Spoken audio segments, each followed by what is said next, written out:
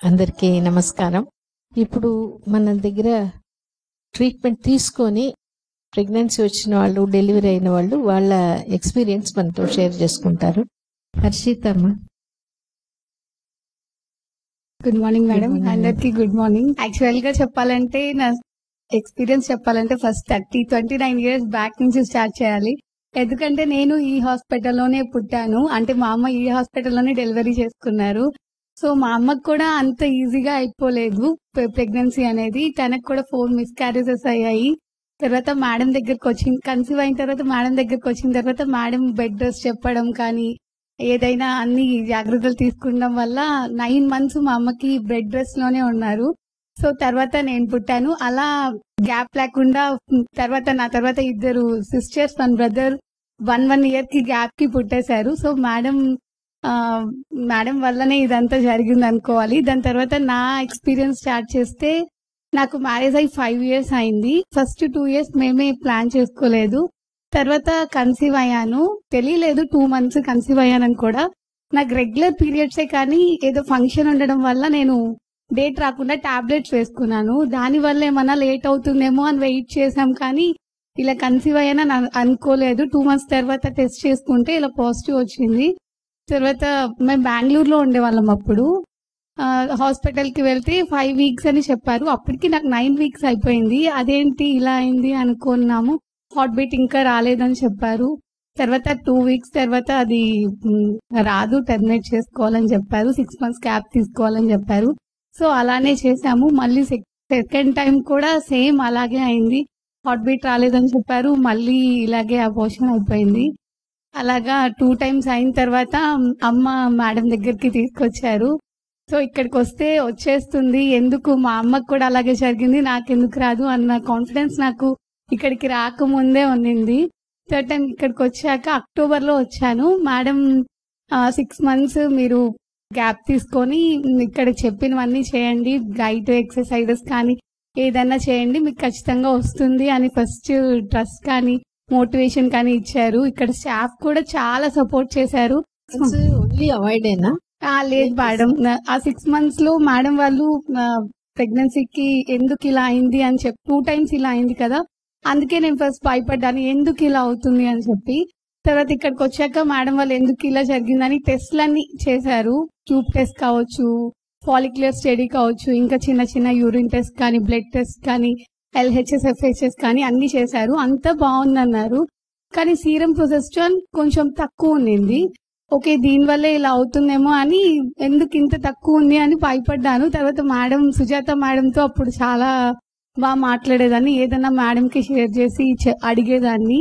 తక్కువ ఉందన్నారు. అది ఎవ్రీ మంత్ ఇలాగే ఉండదమ్మా, ఒక్కో మంత్ ఒక్కోలా ఉంటుంది, నువ్వు దాని గురించి ఏం టెన్షన్ పడొద్దు అని చెప్పి దానికి కావాల్సిన డైట్ చెప్పారు. అలాగే మెడిటేషన్ ఖచ్చితంగా రోజు చేసేదాన్ని. ఎక్సర్సైజెస్ అంటే నేను ముందు నుంచి చేసేదాన్ని. మేడం వాళ్ళు చెప్పినప్పుడు బటర్ఫ్లై 20 మినిట్స్ కానీ, నార్మల్ యోగా ఎక్సర్సైజెస్ కానీ, ఇంకా మెడిటేషన్ అవన్నీ మేడం వాళ్ళు ఏ ఎక్సర్సైజ్ చెప్పినా, ఏం టెస్ట్ చేయించుకోమన్నా ఫస్ట్ ఇది ఎందుకులే అమ్మ అనేది, ఎందుకు ఇవన్నీ వద్దులే అని అనేది. కానీ లేదు మా, నాకు ఆల్రెడీ 2 టైమ్స్ అలా ఫేస్ చేశాను, వద్దు నేను చేయించుకుంటాను అని చెప్పి ట్యూబ్ టెస్ట్ కూడా లాస్ట్ ఇంకా 1 మంత్ లో కన్సీవ్ అవుతాననగా దానికి ముందు 1 మంత్ లో ముందు చేయించుకున్నాను. అలాగా మేడం వాళ్ళు ఏది చెప్తే అదే నేను ఫస్ట్ ట్రస్ట్ చేసేదాన్ని. ఓకే, మనకేం తెలుసు, ఒకరిద్దరిది చూస్తాం అంతే కదా, మేడం వాళ్ళు ఇంత మంది చూస్తున్నారు, ఇంత 1000 ఆఫ్ డెలివరీస్ చేస్తున్నారు అని చెప్పి ఫుల్ గా మేడం ఏది చెప్తే అదే చేద్దామని ఫిక్స్ అయిపోయాను ఇక్కడికి వచ్చిన డే నుంచి. అలాగే అన్ని చేశాను. తర్వాత 6 మంత్స్ అవాయిడ్ చెప్పారు కదా, అప్పుడు మెడిసిన్స్ కూడా అన్ని రెగ్యులర్ గా, నాకెవ్వరూ చెప్పనవసరం లేదు, నేనే నాకు బేబీ కావాలి, నాకు ఉండాలి అని చెప్పి బాగా చేసుకునేదాన్ని. 8 వాక్ బాగా చేసేదాన్ని. రోజు 45 minutes, morning 15 minutes, evening 1/2 hour, అలా నాకు టైం దొరికినప్పుడు అలా చేసేదాన్ని. అలాగే వాకింగ్ 1 అవర్ చేసేదాన్ని, ఎక్సర్సైజెస్ చేసేదాన్ని. నేను మా హస్బెండే ఉండేవాళ్ళం బెంగళూరులో. సో నేను ఎక్కువ దీని మీదే కాన్సన్ట్రేట్ చేసేదాన్ని. మేడం వాళ్ళు ఏది చెప్తే అది.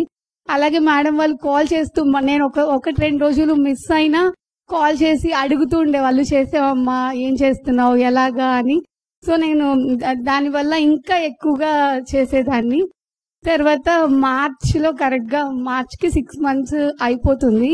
కరెక్ట్ గా March 22 లాస్ట్ ఇయర్ మా హస్బెండ్ కి ఫారెన్ ఛాన్స్ వచ్చింది. సో జర్మనీకి వెళ్ళిపోవాలి తను ఇంకా 3 months లో. ఈ మంత్ లోనే మనకు చెప్పారు ఇంకా మనం ప్లానింగ్ చేసుకోవచ్చు అని. ఇదేంటి తను 3 months లో వెళ్ళిపోవాలంటున్నారు, అక్కడికి వెళ్ళినా కన్సీవ్ అయితే నేను ఒక్కటే చేసుకోగలనా లేకపోతే ఇక్కడ ఉంటే ఈ 3 months లో అవ్వచ్చా అని చాలా టెన్షన్ పడ్డాను. ఇంకో 2 months లో వచ్చేసి నేను ఇక్కడే ఉండాలి అని అనుకున్నాను చాలా ఎక్కువగా. కానీ ఫస్ట్ 2 months అయితే అవ్వలేదు, మే వరకు 2 months అవ్వలేదు. తర్వాత 3rd month లో నేను ఇంకా అసలు ఛాన్సే లేదు, ఈ మంత్ అసలు అవ్వదు అనుకున్నాను. అది ఎందుకంటే కంప్లీట్ గా షిఫ్ట్ అయిపోతున్నాం కాబట్టి ఇంకా ఎలా పాసిబుల్ అవుతుంది, నేను చేయాల్సిన కంప్లీట్ గా ఇల్లు వెకేట్ చేసేస్తున్నాం మేడం. సో పనులన్నీ చాలా ఉంటాయి కదా, తను ఫారెన్ కి వెళ్తున్నారు, అది అంతా సర్దుకోవాలి, కంప్లీట్ గా ఇల్లు అంతా వెకేట్ చేసేసి ఇక్కడికి వచ్చేయాలి, ఇన్ని పనులు ఉన్నాయి, ఇంత చేస్తుంది, ఇంకా అవ్వదేమో అనుకున్నాను. కరెక్ట్ గా తనకు సెండ్ ఆఫ్ ఇవ్వడానికి కూడా మళ్ళీ నేను బెంగళూరుకి వచ్చాను. అదంతా జరిగింది. అస్సలు ఎక్స్పెక్ట్ చేయలేదు ఈ మంత్ లో కన్సీవ్ అవుతాను అని. అస్సలు నేను చెయ్యని పని అంటూ ఏం లేదు, అన్ని పనులు చేశాను. ఏదైనా ఇంకా ఇంట్లో అంతా నేనే చూసుకున్నాను. మా హస్బెండ్ కి కావాల్సినవన్నీ కూడా నేనే ప్రిపేర్ చేసి పంపించాను. అంత చేసినప్పుడు ఇంకా అవ్వదు అని ముందే అనుకున్నాను. వస్తే ఫస్ట్ 2 months లో రావాలి, ఈ మంత్ లో అవ్వదేమో అని అనుకున్నాను. కానీ ఆ మంత్ లోనే మా హస్బెండ్ 24th వెళ్ళారు జూన్ లో. 26th కి నాకు పీరియడ్ టైమ్, 28th నేను చూసుకున్నాను, కన్ఫర్మ్ అయింది. అది నేను చెప్పుకోలేను ఎలా నా మిక్స్డ్ ఫీలింగ్స్, మిక్స్డ్ ఎమోషన్స్. అది హ్యాపీగా ఫీల్ అవ్వాలో తెలీదు, సాడ్ గా ఫీల్ అవ్వాలో తెలీదు, లేకపోతే షాకింగ్ గా ఉంది ఫస్ట్ ఆఫ్ ఆల్. అలా చాలా మిక్స్డ్ ఎమోషన్స్ అన్నమాట. ఇంకా మా హస్బెండ్ కి కాల్ చేసి చెప్పాను. అండ్ ఇంకో టెన్షన్ ఏంటంటే ఎక్కడో ఒక మూల ఒక 1 or 2% అయినా అరే ఇది కూడా ఏమవుతుందో అని కూడా ఉన్నింది. కానీ ఇంకా సరే ఇంకా ఇక్కడే 9 months ఉండాలని ఫిక్స్ అయిపోయాము.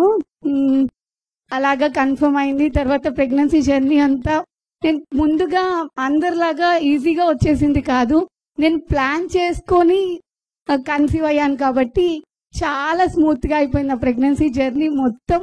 ఒక్కరోజు కూడా ఇప్పుడు మీరు బెంగళూరులో ఉన్నారు కదా, అవును. సో మీ హస్బెండ్ అనుకోలేదా, లేదా నువ్వు కూడా అనుకోలేదా అక్కడ ట్రీట్మెంట్ బాగుంటది కదా సిటీలో, మళ్ళీ 2 times అక్కడే అయింది, ఇక్కడ మళ్ళీ ఒకవేళ అట్లా అత్తగారింట్లో ఏమంటారు ఇవన్నీ ఉంటాయి కదా, ఎట్లా దాన్ని? అస్సలు అలా అనుకోలేదు మేడం. ఎందుకంటే మా అమ్మకు కూడా ఇక్కడే కన్ఫర్మ్ అయింది, లేకపోతే ఇక్కడే నేను పుట్టాను కదా. సో సిటీస్ లో డాక్టర్స్ బాగుంటారు, ఇక్కడ బాగుండరు అనే థాట్ అయితే నాకు అసలు లేదు. మా హస్బెండ్ కి అయితే అసలు హాస్పిటల్ కి ఎందుకు, మనకి ఈజీగా ఇప్పటికి కూడా హాస్పిటల్ కి ఎందుకు వెళ్తున్నాం అంటే మొన్న కన్సీవ్ అవ్వక ముందు కూడా హాస్పిటల్ కి ఎందుకు, మనకి లేట్ అవుతుంది అంతేగాని ఈజీగా వచ్చేస్తుంది అని చెప్పి నేను ఏడిస్తే తను ఇంకా తిట్టే వాళ్ళు, సపోర్ట్ చేయకుండా ఏడిస్తే ఇంకా మాట్లాడకుండా ఉండేవాళ్ళు. సో సరేలే మేమిద్దరం హ్యాపీగా ఉండడానికి మంచి ఛాన్స్ అండ్ మంచి టైం దొరికిందేమోలే అని చెప్పి నేను వదిలేసేదాన్ని.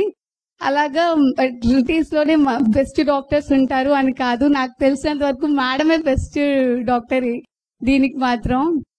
అలాగా అయింది. అట్లా కాదు, తర్వాత ఇప్పుడు ఫస్ట్ 2 months 3 months లో ఆయన వెళ్ళిపోతున్నారు, 2 months ట్రై చేస్తున్నారు అనుకున్నాం.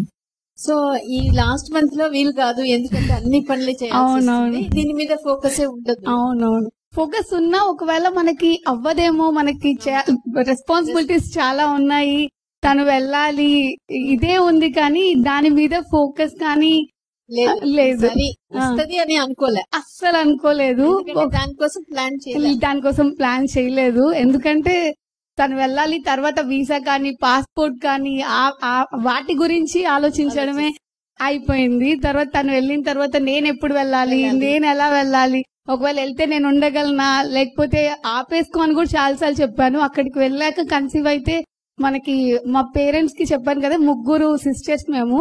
సో నా కోసం ఒక్కటే తను అంత దూరం రాలేదు, తన ఇంకో సిస్టర్ కి ఇంకా మ్యారేజ్ అవ్వలేదు, తమ్ముడు ఇంకా జాబ్ చేస్తున్నాడు, ఇక్కడ కూడా తనకి చాలా రెస్పాన్సిబిలిటీస్ ఉన్నాయి.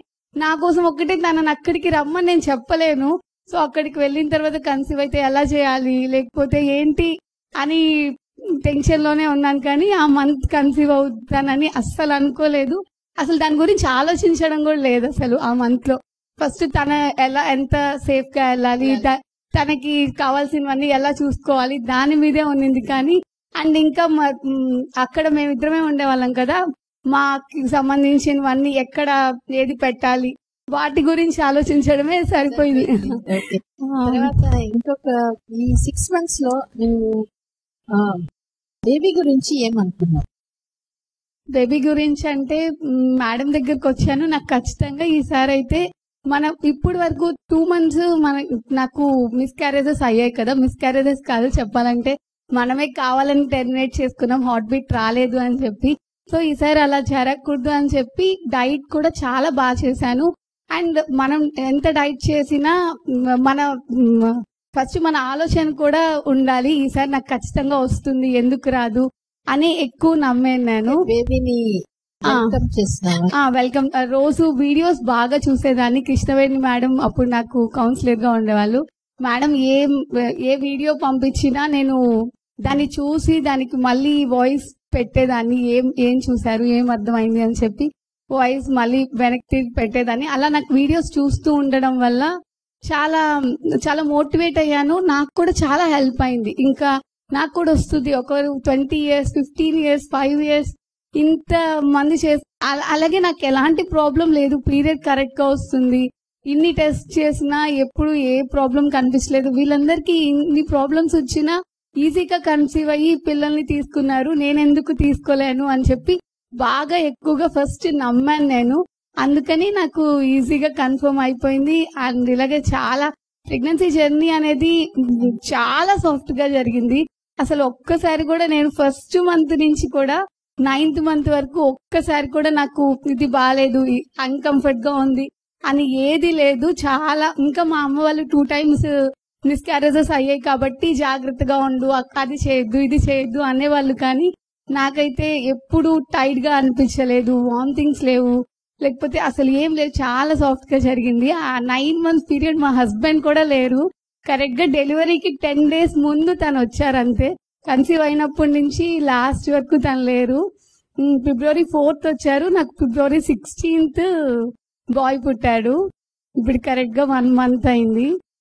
ఏం లేదు, మనకి బేబీ కావాల్సింది పక్కన వాళ్ళ కోసమో లేకపోతే మన పేరెంట్స్ కోసమో కాదు, మనకి హెల్దీగా బేబీ పుడితే ఫస్ట్ చాలు, కానీ ఎవరు ఏమనుకుంటారో అని ఫీల్ అవ్వద్దు ఫస్ట్.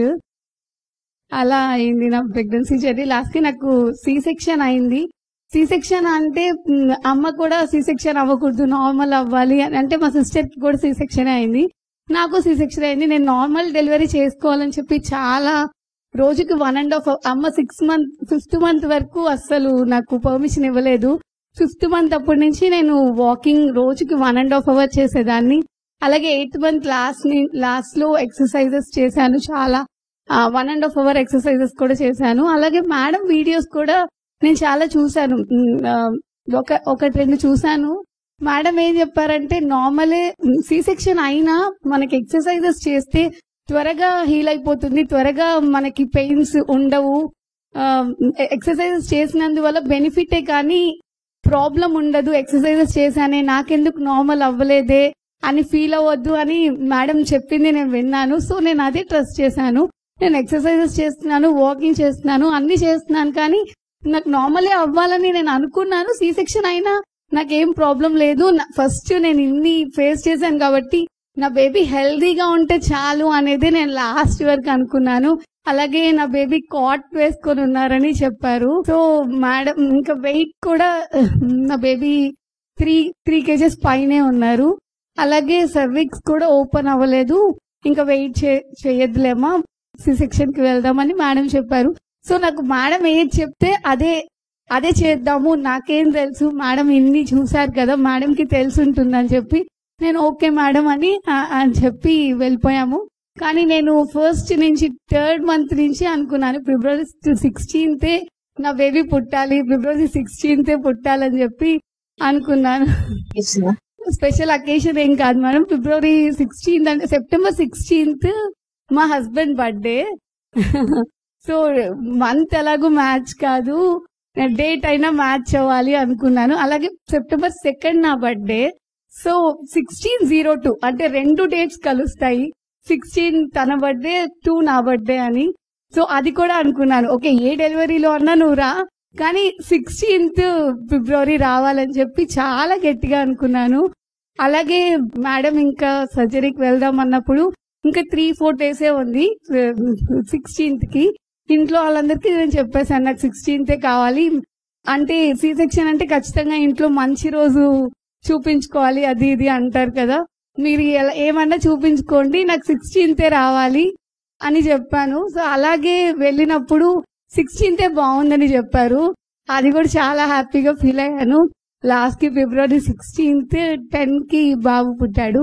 ఇంట్లో వాళ్ళందరూ కూడా చాలా హ్యాపీగా ఉన్నారు. చాలా సంతోషం. మీ అందరికి కూడా అలాగే చాలా సాఫ్ట్ గా ఈజీగా అయిపోవాలని చెప్పి కోరుకుంటున్నాను. ఫస్ట్ ఆఫ్ ఆల్ మీరు మేడం ని, స్టాఫ్ ని ఎలాంటి డౌట్స్ ఉన్నా ఫస్ట్ అందరూ అడిగేసేయండి. ఇంట్లో వాళ్ళకన్నా నేనైతే ఎప్పుడైనా హాస్పిటల్ కి రావాలన్నప్పుడు కూడా నేను ఒక్కటే వచ్చేసేదాన్ని. నీతో ఎవరు వచ్చారమ్మా అని అడిగేవాళ్ళు. ఏముంది మేడం మా అమ్మ 1 hour లో వస్తారు, మీరందరూ ఉన్నారు కదా అని చెప్పేదాన్ని. నేను ఫ్యామిలీ లాగే ఫీల్ అయ్యాను. అలాగే మీరు ఫీల్ అయ్యి చాలా ఏం క్వశ్చన్స్ ఉన్నా ఓపెన్ గా అడిగేసి సాఫ్ట్ గా చేసుకోవాలని కోరుకున్నాను. Thank you madam. ఓకే, ఇది 6th month నుంచి వాకింగ్ ఇదంతా చేస్తున్నప్పుడు మళ్ళీ ఒకవేళ అబార్షన్ అయిపోతుందేమో అనే డౌట్ రాలేదా? లేదు మేడం, ఎందుకంటే 6th week నేను ఫస్ట్ టైం వచ్చాను హాస్పిటల్ కి. 6th week వచ్చినప్పుడు హార్ట్ బీట్ ఉందని చెప్పారు. సో ఇంకా రిలాక్స్ అయిపోయాను నేను. హార్ట్ బీట్ వచ్చేసింది, ఇంకా నా బేబీ నాతో ఉంది, 9 months నాతోనే ఉంటాడు అని అనుకున్నాను.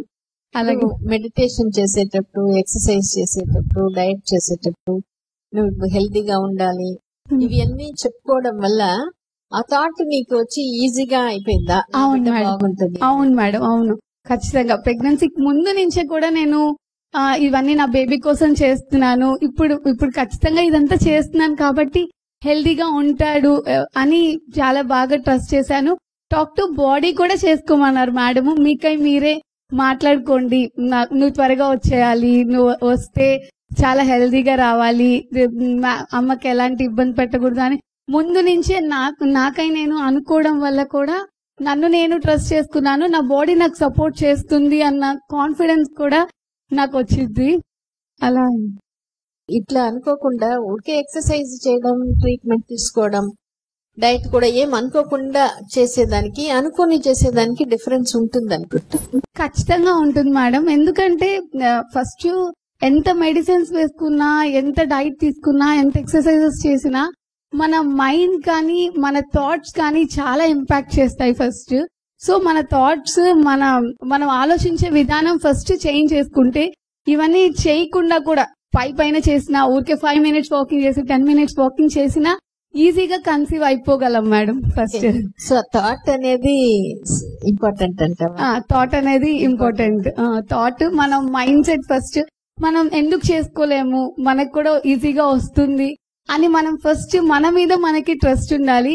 ఎంత డాక్టర్స్ ఏం చెప్పినా, లేకపోతే రిలేటివ్స్ కానీ, పేరెంట్స్ కానీ ఎంత చెప్పినా ఫస్ట్ మన మీద మనకి ట్రస్ట్ ఉండడం కూడా చాలా ఇంపార్టెంట్. దాని వల్ల కూడా మనం ఈజీగా మన జర్నీని కానీ, ప్రెగ్నెన్సీని కానీ రావచ్చు. సెకండ్ ప్రెగ్నెన్సీ అప్పుడు నీకు అప్పుడు కూడా ఎక్సర్సైజ్ చేసేని అన్నావు, అప్పుడు నీకు ఇంత కాన్ఫిడెన్స్ ఉండిందా? అస్సలు లేదు మేడం, కాన్ఫిడెన్స్ లేదు. ఫస్ట్ ఆఫ్ ఆల్ చాలా టెన్షన్ గా ఉన్నింది. ఓకే ఈ టైం వస్తే ఏమైపోతుందో, లేకపోతే ఏం జరుగుతుందో, అసలు వస్తుందని అది కూడా ఎక్స్పెక్ట్ చేయలేదు. అన్ఎక్స్పెక్టెడ్ గా టెస్ట్ చేసుకున్నప్పుడు పాజిటివ్ వచ్చినప్పుడు చాలా భయం వేసింది ఫస్ట్. అరే లాస్ట్ టైం ఇలా జరిగింది, మళ్ళా ఏమవుతుందో అని. సేమ్ నా థాట్స్ వల్లనే అనుకుంటాను, సేమ్ అలాగే జరిగింది. హాస్పిటల్ కి వెళ్ళినప్పుడు సేమ్ బెంగళూరులోనే ఉండేవాళ్ళం అప్పుడు కూడా. వెళ్ళినప్పుడు స్కాన్ చేసినప్పుడు ఇలా హార్ట్ బీట్ రాలేదమ్మా, ఇంకో 2 weeks వెయిట్ చేయాలి అన్నారు. అప్పుడు నేను ఆ 2 weeks ఎంత టెన్షన్ పడ్డానంటే నా థాట్స్ కూడా ఈసారి కూడా ఇలాగే అయిపోద్దేమో, అదేంటి రాలేదెందుకు అని అదే ఆలోచిస్తూ ఉండేదాన్ని. దాని వల్ల కూడా అలా అయిపోయి ఉండొచ్చేమో. లాస్ట్ ఇప్పుడు ప్రెగ్నెన్సీ వచ్చినప్పుడు మాత్రం నాకు అస్సలు ఎలాంటి థాట్ లేదు. ఖచ్చితంగా వస్తుంది. నేను మా బేబీ కోసం ఇన్ని చేశాను, ఇంత మెడికేషన్స్ తీసుకున్నాను, నా బాడీని కూడా ప్రిపేర్ చేసుకున్నాను, మేడం వాళ్ళందరూ సపోర్ట్ గా ఉన్నారు. అండ్ ఇలాగే చాలా కేసెస్ కూడా నాకు చూపించారు. నువ్వేం టెన్షన్ పడొద్దమ్మా, ఇలా జరిగిన 2 times కాదు 3 times జరిగిన వాళ్ళకు కూడా కన్సీవ్ అయిన వాళ్ళు ఉన్నారు మన దగ్గరకు వచ్చాక అని చెప్పి చాలా చూపించారు. సో దాని వల్ల కూడా నాకు ట్రస్ట్ వచ్చింది. ఓకే, నేనే కాదు, ఇలా చాలా మందికి జరిగింది, వాళ్ళకి వచ్చినప్పుడు నాకెందుకు రాదు, నేను ఇవన్నీ కూడా చేస్తున్నాను కదా, నాకెందుకు రాదు అని నమ్మాను. సో అలాగే అయింది.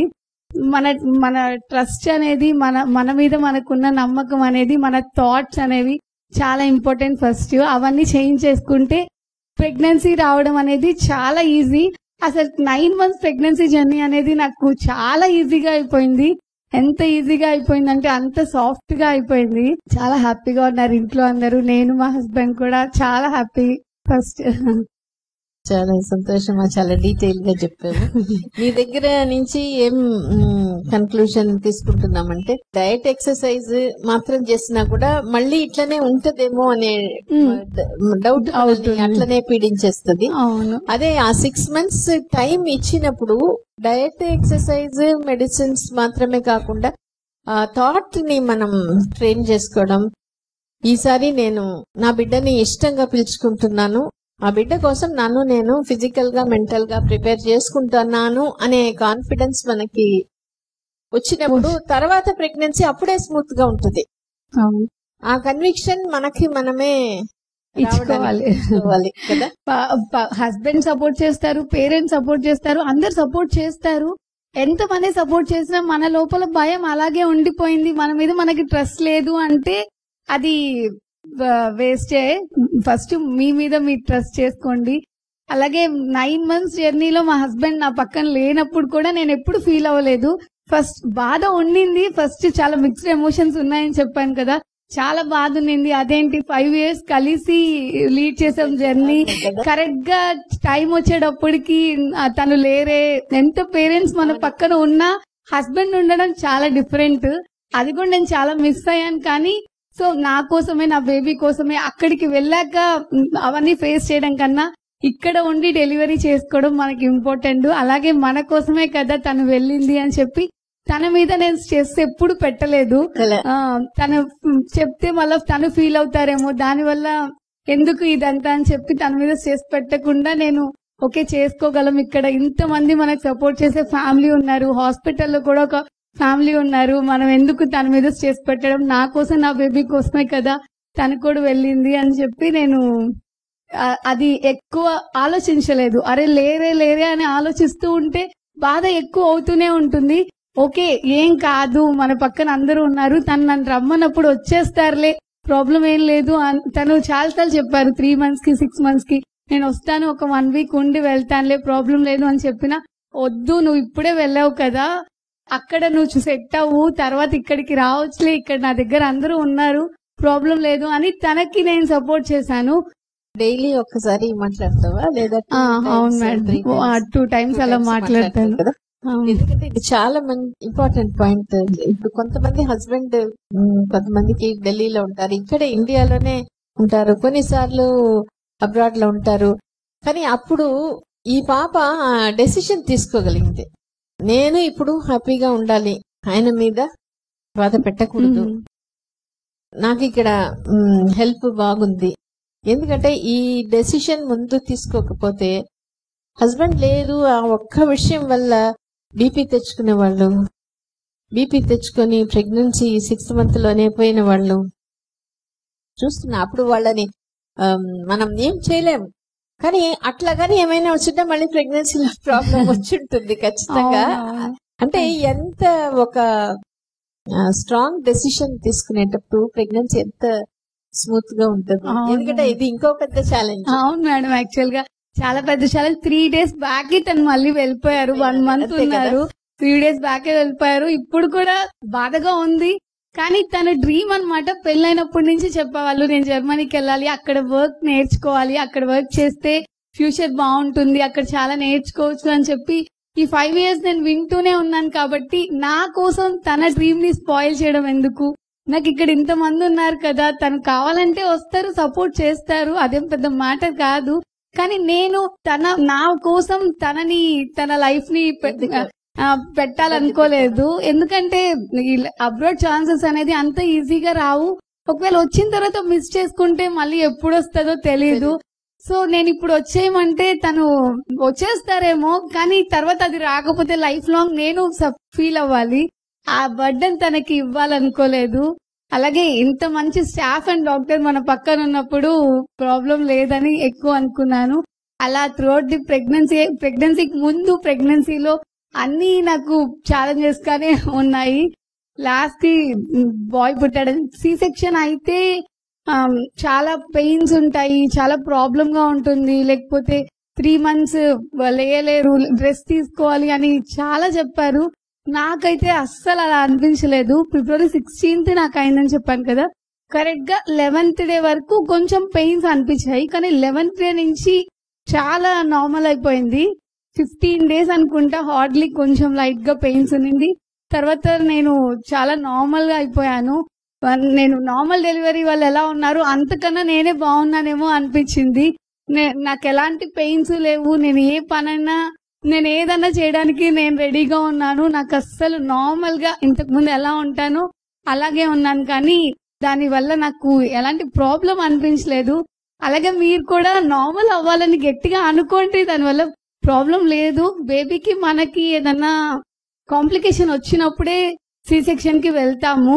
దాని వల్ల కూడా ఎలాంటి ప్రాబ్లం లేదు అని మీరు ఇప్పటి నుంచే ప్రిపేర్ అయితేనే మీరు ఇంత హెల్దీగా ఉండగలరు. సో దీనికి కూడా మన మీద మనం పెట్టుకున్న ట్రస్టే రీజన్. దీనికి కూడా నేను చాలా నార్మల్ అయిపోయాను, చాలా హెల్దీగా ఉన్నాను. నా పని ఏదైనా నేను చేసుకోగలుగుతున్నాను. ఫస్ట్ 15 days అలా అనిపించింది. నార్మల్ అయిన వాళ్ళకు కూడా వాళ్ళు టైం పడుతుంది, ఒక 10-15 days. సేమ్ అంతే టైం నాకు పట్టింది అంతే. చాలా త్వరగా పెయిన్స్ కానీ అన్ని హీల్ అయిపోయాయి. చాలా హ్యాపీగా ఉన్నాను. ఫీడింగ్ అవును, చాలా బేబీ కూడా చాలా బాగున్నాడు madam. Thank you so much పాపా. చాలా థ్యాంక్ యూ అందరికి. Thank you so much madam.